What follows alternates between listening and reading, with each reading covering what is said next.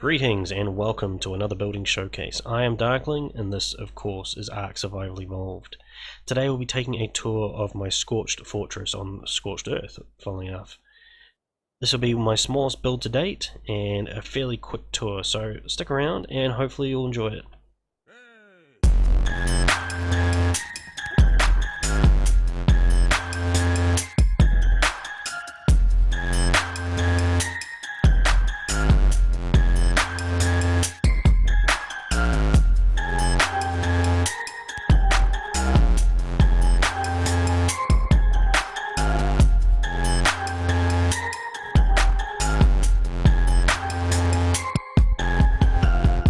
So the first thing you might notice is that this base is considerably smaller than most of my bases.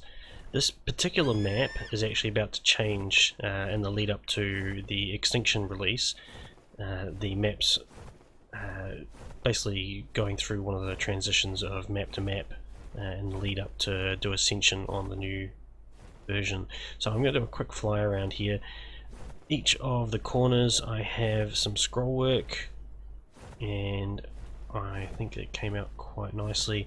The scroll work supports the main flyer deck on top, as I quite often do, to keep flyers up and out of the way of anything nasty on the ground. And in the center, the back sides of the scrolls have a little ramp coming down into the very center. This is the way you actually get up into the top part. So what I'm going to do is I'm going to do a quick fly around on the outside as well, just to give you a rough idea. I had no intention to actually play Scorched Earth until a friend of mine actually bought the Scorched Earth expansion for me, and of course I had to jump on and have a play and see how that went. And I've got to be honest, I've actually enjoyed Scorched Earth a lot more than I thought I would. So you'll notice that most of the base is stone. This is just to make sure that any nasties don't chew through my walls and whatnot. So what I'm going to do is I'm going to land in the front courtyard, and we're going to go from there. So around the outside, of course, I've got a double-sided wall, or a double-thick wall. I quite often prefer doing this for all my walls, just to add the extra level of protection in case something tries to chew through it. All the way around, you've got ramps to access on top. It's just a personal preference. I like to be able to actually run around on the walls just to give a more of a feeling like a castle. And as you can see, looking up at the structure, it has a nice bit of shape to it.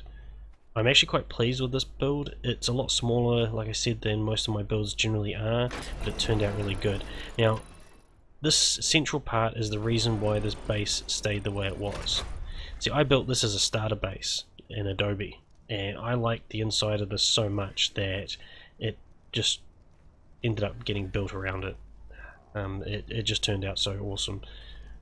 Not everybody's necessarily going to like it, but I definitely do.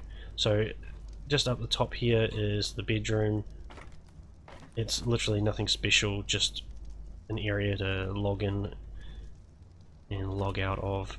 Either side of the main door I've got a little bit of storage. Now if you've seen a lot of my builds, I do tend to have storage near my front door, and that's always been for, I call them drop boxes. So each person in the tribe would get a drop box, and I'd probably have another box there just for dropping off miscellaneous blueprints or whatnot until I get time to sort them. And on this side I've added my troughs into a nice little tucked away spot. So as you can see around, I've got my general storage. This is the first build where I've actually added some extra crafting stations specifically to store wood and thatch and all the real heavy items, like things that are going to take up a lot of slots. Straight through into the kitchen area, nice and basic. We must have had a map update or something. I've got some plants growing through the floor there. So as per usual, lots of fridges, keep everything nice and compact. And through this side we have all the preserving area, a whole ton of preserving salt storage, all my forges. I decided not to go with industrial forge on this map. I wasn't planning on sticking around too long. Like I said, the map's going to change before long. My TribeMate 360, L360's kind of been on a couple of the videos, although you can't actually see them through the side. Now I'm really pleased with how this little walkway upstairs goes. Something about it that really tickles my fancy. Tucked away in here is my crop plots and my beetles, just to keep my fertilizer going. I better finish down here. I do have a little log out room here. I had wondered about putting some beer or whatnot in here, but I don't think I've actually got around to doing that. Obviously my generator room, bathroom. Oh, apparently one of the pipes has come visible again. This is meant to be the toilet. If you were coming in here and just looking in the door, most people would just go, oh, toilet, and move on. But if you actually come in here, you'll see how I actually skinned the base. So, yep, will let me up there.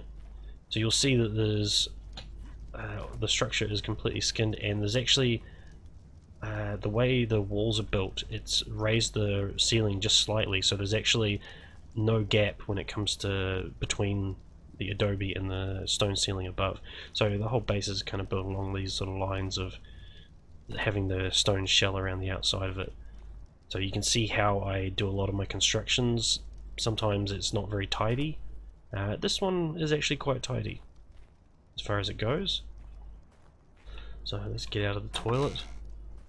And this is critter storage. It's a little bit sparse at the moment. I hadn't been on in a week and my jabos didn't make it, so that's back into the kitchen.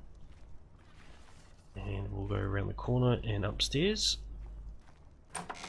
and this is onto the first level battlement, and you'll see a glass panel there. That's for my garden below. There's my room. And pretty much I'm stuck on his tail apparently. So pretty much this whole level is just the same all the way around, and cut into it I put little ramps. Now I went with the adobe for these because it's a bit more eye-catching, and if people are visiting and they're running around looking for the entrance to get up, it's a lot easier to spot. But underneath here is actually direct. I'll actually pick one of these up and you can have a look. So as you can see, directly beneath the stone is the adobe. So I kept it really tight. Placing these was a bit of a pain. That one went on quite nicely. It was a bit of a pain because I tend to replace the adobe below with the stone. So each of the ramps we can go up into, and that gives us access to the fly deck above. I put a little cover over each of the ramps just to make it tidy. And the flyer deck itself is actually quite considerably large. I tend to go a lot of flyers. I really enjoy flying creatures. I did build it a little bit bigger than I thought I was going to need. I wasn't sure if I was going to do a lot of taming or not. I ended up not doing a great amount of it. Again, this is my crop plots below, and I got my griffin. That was with you probably saw a griffin taming pen in the distance when I did a fly around. And if you look down, I did a little bit of cosmetic modeling just to get this to look nice and pretty. So as far as it goes, this is a very small base for me. There's a few nice angles in it. I really like how it turned out. This is probably one of my more favorite builds that I've done so far, mostly because it just turned out so clean and tidy, and some of the angles are just absolutely stunning.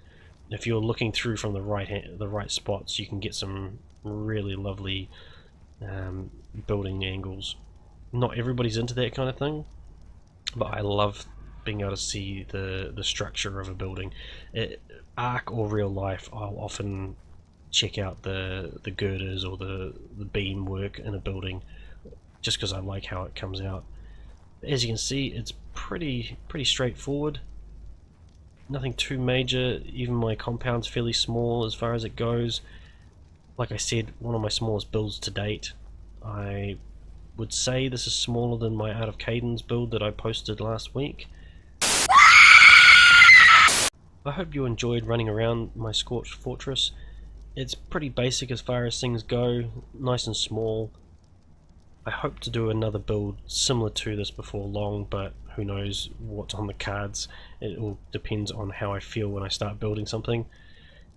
Make sure you hit the like button. If you haven't already, hit the subscribe button, and most importantly, take care and enjoy your building.